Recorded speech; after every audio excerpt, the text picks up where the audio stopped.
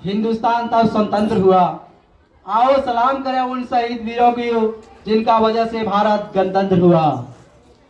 आदरणीय प्रार्थनाध्यापक महोदय, मेरे सहयोगी शिक्षक शिक्षिकाएं, आए हुए देवतुल्य अभिभावकगण, मेरे प्यारे छोटे नन्हे बच्चों, आप सबों को 75वें गणतंत्र दिवस का बहुत बहुत धन्यवाद।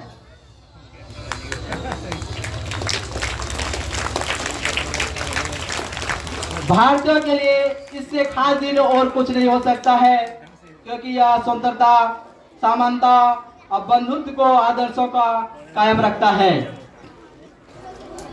हम जानते हैं कि भारत गुलामी के जंजीर से छुड़ाने के लिए कितने प्रयास किए गए। सबसे पहली बात यह है, भारत 1526 में जब बाबर हमारे देश में आए थे, उन्होंने पानीपत का प्रथम युद्ध किया और लोधी वंश का समाप्त कर दिया और उन्होंने भारत पर शासन करना शुरू किया। उनकी शासन इतनी क्रूर थी, मत पूछो। जितने मंदिर थे उनको तोड़वा दिया गया, खूब लूटा उसने। इतनी लूटे कि उन्होंने जहां चाहे तहां मंदिरों पर मस्जिद बना दिए, लेकिन वह बहुत दिन तक टिक नहीं पाए। मात्र 4 साल के शासन के बाद उनकी मृत्यु हो गई। उनके बाद उनके पुत्र, उनके वंशज यहाँ पर राज करने लगे। तब जाकर बहादुर शाह जफर जो अंतिम शासक हुए, उसी के कार्यकाल के पहले अंग्रेज भारत जो है व्यापार के इरादे से आए थे। 24 अगस्त 1608 की ईस्वी की बात है। वह सूरत बंदरगाह में कैप्टन विलियम हॉकिंस की एक टीम गठित हुआ था और उसके साथ वो आए थे और वो ईस्ट इंडिया कंपनी का गठन किया और उन्होंने भारत पर 1757 में शासन करना शुरू कर दिया। उसने भी भारत को खोखला करने में कोई कमी नहीं छोड़ी, लेकिन उनका नीति था फूट डालो और राज करो। तब 1857 की बात है, जब सेनाओं में एक विद्रोह हुआ और उस विद्रोह से एक संगठन का बैठक किया गया और उसमें सोचा गया कि हम कैसे आजाद हों। तो उनके लिए संस्कृत में एक पंक्ति है, एकम बलम समाजस्य पदभावे सह दुर्बलः कस्यात् एकम प्रासित दृश्य राष्ट्रहिते सिकः। बोलते हैं एकता में बल होता है और शक्ति होती है, दुर्बल है अतः देश के लिए अच्छा सोचने वाला एकता को प्रोत्साहित करता है। और वह एकता प्रोत्साहित हुआ और उन्होंने गठन किया। गठन करने के बाद यह आंदोलन जैसे ही बढ़ा, भारत में महात्मा गांधी नहीं थे, वह दक्षिण अफ्रीका गए थे। सन 1915 में उनका आगमन हुआ और 1917 में चंपारण सत्याग्रह का आंदोलन चलाया। उसी दिन के बाद 1918 में ठंडा आंदोलन हुआ। हम उस दिन को नहीं भूल सकते हैं। 1919 का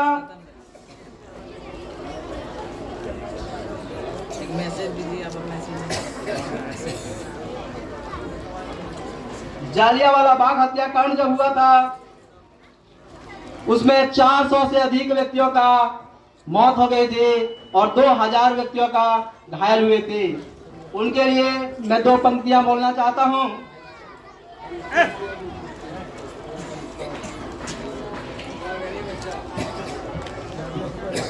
रक्त नदी धारा भूलो ना कोनो दिन जरा प्राण देचे बलिदान। भूलो ना कोणोनी जरा प्राण द्यायचे बलिदान. दादर जनर दुःख जजन पेलोक जखण तारा, दादर जनर दुःख जजन पेलोक जखण तारा. दादर रक्त लालवचे रक्त नदीर धारा, रक्त नदीर धारा, रक्त नदीर धारा. बोलो ना कोणोनी जरा प्राण द्यायचे बलिदान. बोलो ना कोणोनी जरा प्राण द्यायचे बलिदान. जैसे सीमा पारा चले के तोर से ना चले, बुके रखते माटी देखे चले. कमर अमर सुखर जनर हाल से देखन जारा. दादा रक्त लाल होते रक्त नदीर धारा, रक्त नदीर धारा, रक्त नदीर धारा. बोलो ना कोणोनी जरा प्राण द्यायचे बलिदान. बोलो ना कोणोनी जरा प्राण द्यायचे बलिदान. और ये उनकी प्राण की जब चले गए तो उन्होंने उनके जो साथी थे उन्होंने छोड़ा नहीं.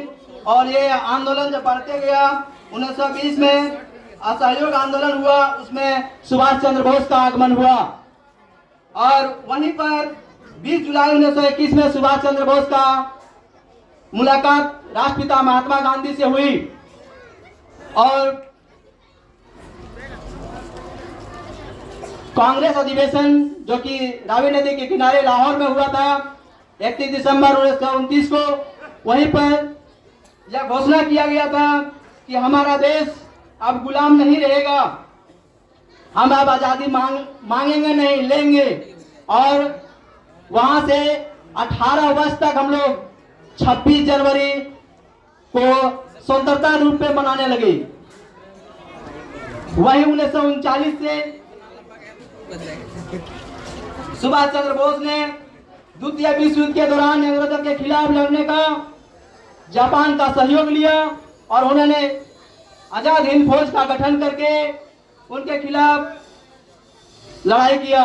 उन्होंने एक नारा दिया जय हिंद, जो यह राष्ट्रीय नारा भी बना.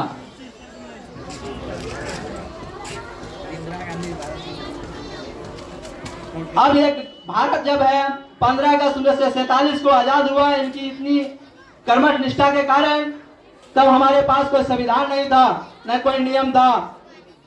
अब एक संविधान का गठन किया गया जिसमें भीमराव अम्बेडकर जी को अध्यक्ष नियुक्त किया गया. और 9 दिसंबर 1946 को यह बैठक हुई और यह निर्णय लिया गया कि हमारे पास एक संविधान होना चाहिए. और ये संविधान कहाँ से आएगा, तो ये इसमें बहुत से देशों से इस संविधान को लिया गया है, जिसमें मुख्यतः Britain, America, France, Australia, Japan, Ireland, Soviet संघ, दक्षिण अफ्रीका, कनाडा और जर्मनी ऐसे देश हैं जिनके संविधान से हमारा संविधान को बनाया गया था. अब जानते होंगे कि संविधान को अपने हाथों से बिहारी नारायण राय जादा जी ने 2 वर्ष 11 माह 26 दिन में लिखकर तैयार किया था. और यह अब संविधान आज ही के दिन 26 जनवरी 1950 को लागू किया गया था.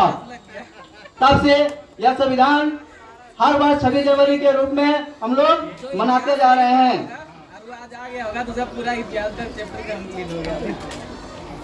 हमारे संविधान में इस प्रकार दिया गया है, कहते हैं of the people, by the people, for the people. जनता की, जनता द्वारा और जनता के लिए शासन बनाया गया. ना पूछो जमानों के लिए क्या हमारी कहानी है, ना पूछो जमाने से क्या हमारी कहानी है, हमारी पहचान तो बस इतनी है कि हम सब हिंदुस्तानी हैं. इन्हीं पंक्तियों के साथ अपनी वाणी को विराम देता हूँ. जय हिंद, जय भारत.